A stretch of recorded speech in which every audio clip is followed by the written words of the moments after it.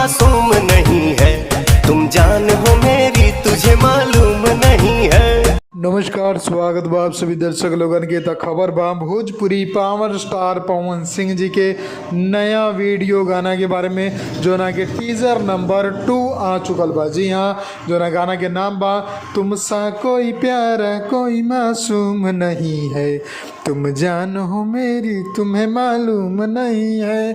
ई गाना बा जो कि गोविंदा जी के फिल्म खुददार के गाना बा, जो ना के पवन सिंह जी भोजपुरी में रीमेक कैले बाड़े।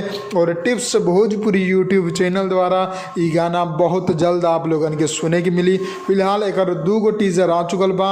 एगो टीजर 1-2 दिन पहले आए रहे, एगो टीजर अभी कुछ मिनट पहले आयल बा। आप लोग टिप्स भोजपुरी पर जाके देख सकतानी।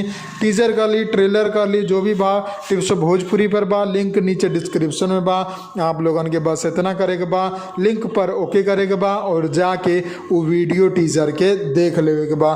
बाकी आप सबके बता दी कि ई गाना के जो टीम बा भोजपुरी में, जो नायका उ टीम के नाम बा पवन सिंह जी और प्रियंका सिंह जी गायक करे बाड़ी, रोशन सिंह विश्वास लिखले बाड़े, प्रियांशु सिंह म्यूजिक देले बाड़े और जौन ओरिजिनल गाना रहे ओके राहत इंदौरी गौले रहे, अनु मलिक म्यूजिक देले रहे। तो तैयार रही आप लोग ई गाना सुने खातिर। अभी रिलीज डेट ना आयल बा, बहुत जल्द आई और जैसे ही आई सबसे पहले आप लोगन के अपडेट हम दे देम।